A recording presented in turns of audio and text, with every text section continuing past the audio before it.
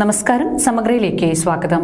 ചിരപുരാതനമായ ശ്രീ പടുവിലാക്കാവ് ക്ഷേത്രത്തിലെ പാട്ടുത്സവാഘോഷം 17 മുതൽ 23 വരെ നടക്കുമെന്ന് സംഘാടകർ വാർത്താ സമ്മേളനത്തിൽ അറിയിച്ചു. പ്രശസ്തമായ ശ്രീ പടുവിലാക്കാവ് ക്ഷേത്രത്തിലെ ഈ വർഷത്തെ പാട്ടുത്സവാഘോഷം നവംബർ 17 മുതൽ 23 വരെ നടക്കുമെന്ന് സംഘാടകർ വാർത്താ സമ്മേളനത്തിൽ അറിയിച്ചു.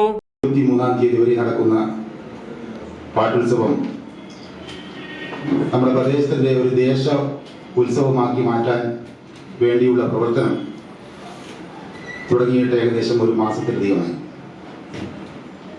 16-ാം തീയതി വൈകുന്നേരം ശ്രീ പടുവിലായി വൈരീകാതക ക്ഷേത്ര പരിസരത്ത് വെച്ച് നടത്തപ്പെടുന്ന ഘോഷയാത്രയോടുകൂടി ഉത്സവത്തിന് തുടക്കം കുറിക്കുകയാണ്. 17-ാം തീയതി ക്ഷേത്രാങ്കണത്തിൽ വെച്ച് നടക്കുന്ന സാംസ്കാരിക സദസ്സ് ബഹുമാനപ്പെട്ട Pinarayi police station SI Shri Babeesh sir അവർ ഉദ്ഘാടനം ചെയ്യുന്നതോടുകൂടി ഔദ്യോഗികമായി ക്ഷേത്രോത്സവത്തിന്റെ തുടക്കം കുറിക്കുകയാണ്. വിവിധ കലാപരിപാടികളാണ് നമ്മൾ ഇത്തവണ ക്ഷേത്രോത്സവവുമായി ബന്ധപ്പെട്ട് ഏർപ്പെടുത്തിയിട്ടുള്ളത്. കുമാരനിലം തന്ത്രിയുടെ മുഖ്യ കാർമ്മികത്വത്തിലാണ് ചടങ്ങുകൾ നടക്കുക.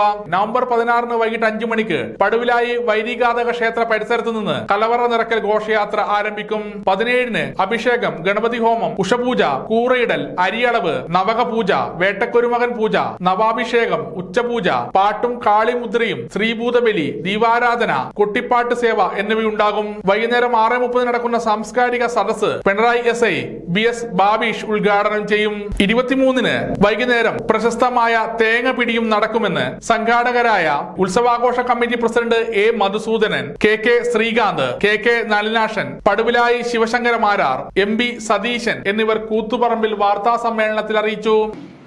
വൈകുന്നേരം ക്ഷേത്രത്തിലെ ഗണപതി നൃത്തത്തിന് ശേഷം ഏകദേശം ഒരു 5:45-6 മണിയോടുകൂടി ആ തേങ്ങപിടി ആരംഭിക്കും. ആ തേങ്ങപിടിയോടുകൂടി ഉത്സവത്തിന്റെ സമാപനം കുറിക്കുകയാണ്.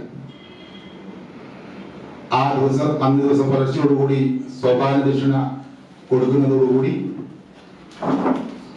ഈ വർഷത്തെ പാട്ടുത്സവത്തിന് സമാപനം കുറിക്കുകയാണ്. സമഗ്ര ന്യൂസ്, കൂത്തുപറമ്പ.